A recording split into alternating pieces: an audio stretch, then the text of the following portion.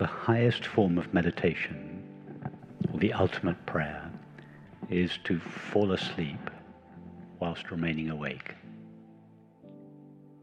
I've heard you say that. So when you fall asleep at night, it is falling asleep, isn't it just effortless? You don't do anything to fall asleep. On the contrary, you stop doing. Right. You just let go and fall asleep. Just do that, but remain awake. How do you remain awake? I've heard you say that, and I go, what does that mean, to remain awake? Well, you let go of your thoughts, your feelings, your sensations, your perceptions, your images, your activities, your relationships, but remain awake. I mean, you're familiar with a thought coming to an end. Your thoughts are always coming to an end. Yeah. So imagine that you're thinking now in slow motion, so you can put the process under a microscope. You have a thought. It's going in slow motion. You're aware of the thought. You're awake and aware of the thought. Being awake in this context means being aware. Mm-hmm. You're aware of your thought. The thought's going in slow motion, then the thought comes to an end. You continue to be aware. There's a pause, and then the next thought starts. The thought goes in slow motion. You're aware of the thought comes to an end. And now just imagine that, and you remain aware in the absence of that thought.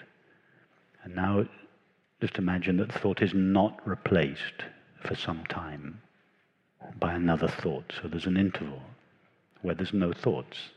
But you remain aware, just like you do hundreds of times every day in the absence of thoughts, in the space between two thoughts. And then you just let go of your perceptions. You remain aware. Let go of your activities. You remain aware. Let go of your sensations. You remain aware. Let go of your relationships, but you remain aware. You let go of everything. It's like undressing. You take off all the layers of experience.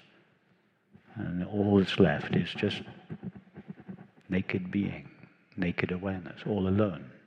That's the experience of deep sleep. So, to bring it back, when I drop in, when I'm unconscious, I'm not aware. I'm just like out.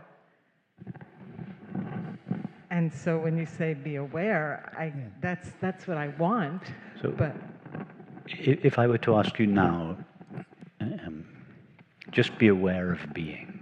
Mm-hmm. Okay. Can you just be aware of being? Yeah. That's it. You're deeply asleep. You think you're awake, you're not. If you're just aware of being, you're deeply asleep now. And you're aware of thoughts and images. So go from the awareness of being to the awareness of thoughts. Keep your eyes closed. Just the awareness of being. You're deeply asleep. Now let thoughts and images arise. So you're aware of being plus you're aware of thoughts and images. You're now in what's called the dream state. You're dreaming. Now open your eyes. You're still aware of being, but you're aware of thoughts and images and also sensations and perceptions. You're now in the waking state. But you, awareness, remained the same throughout. You didn't pass from the waking state into a dream state, and from a dream state into deep sleep, and then from deep sleep into a waking dreaming state, and then from the dream state into... Your awareness just remained where you always are. In the waking state, there are perceptions, sensations, thoughts, and images. In the dream state, there are just thoughts and images. In deep sleep, there's just the awareness of being. Then there's the awareness of thoughts and images. You're in the so-called dream state without ever actually ceasing to be yourself. And then perceptions and sensations are added. We call that the waking state. But actually, you, awareness, never pass through any states. The states are always states of mind, never states of awareness or consciousness. Or just remain as awareness.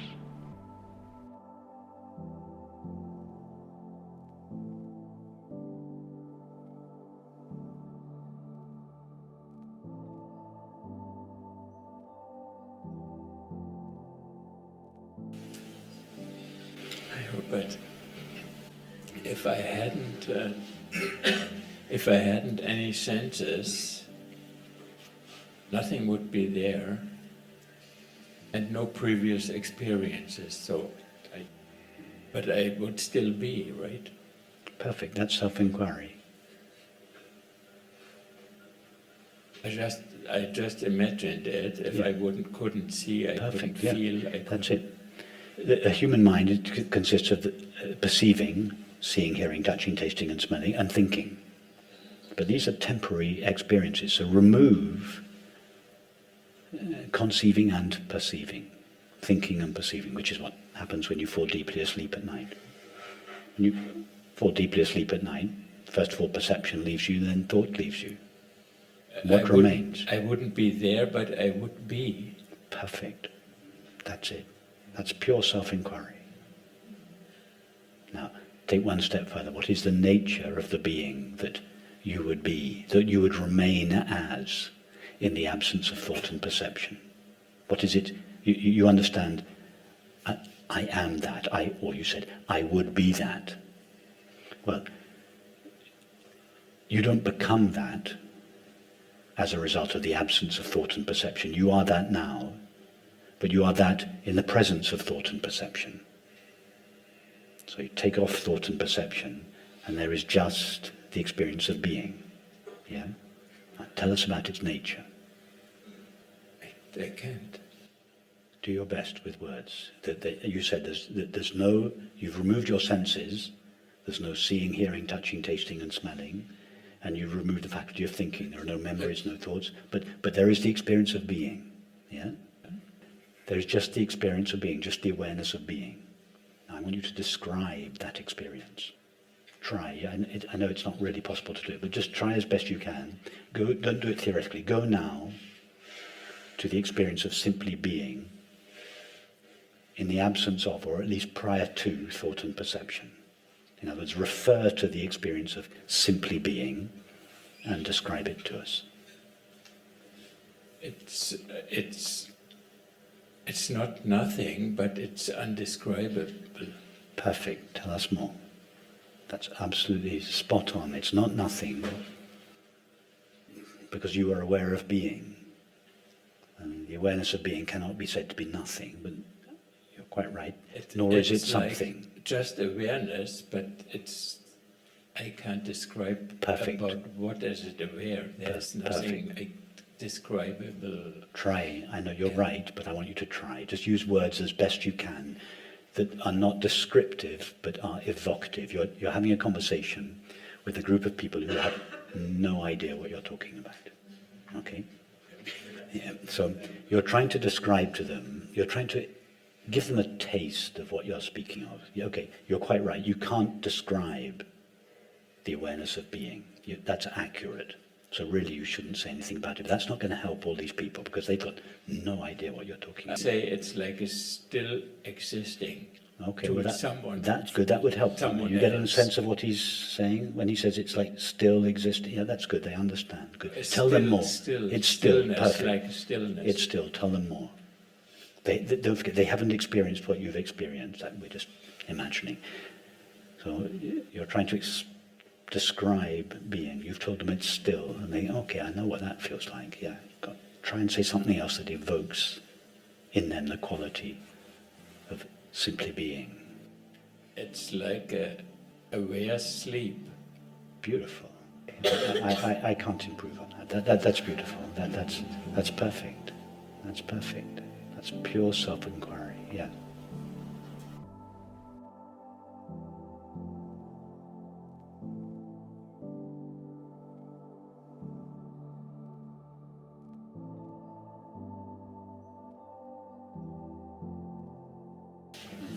It's hard to speak actually because I've felt such a sense of peace in this retreat more than ever. So thank you for presenting the pathless path, which has been very profound. Especially today when you evoked love and the fighter jet came over and it was love. And the sound disappeared and it was still love. And that was very profound. Thank you. And it was amazing to have lots of mental gymnastics going on in my earlier retreats, and it's been amazing to really have them not occur on this retreat. However, there's always some budding gymnast there in the shadows, waiting to dance forwards. And well, the question is it fair to say that the absolute doesn't? I thought there was another word, but the word that's coming forward right now is experience, the activity. But really, the the dance, if you like, is only experienced when the absolute is filtered through the mind and the world appears. Really, would it then be fair to say that the absolute knows itself, but it doesn't experience anything? Exactly. The absolute has no experience. The absolute is the world. The person knows the world. Imagine this glass. Francis was conscious. Imagine that he could see, for instance. Imagine that he could experience. What would it imagine that it had the same faculties we have? What would it see as it looked out? See people. People, exactly. Yeah. Now, what would its experience of itself be? Just the I am. Just presence. There'd be no experience. There'd be no experience. Because in order to have an experience, you must separate yourself from that experience. In order for there to be the experienced, there must be the experiencer.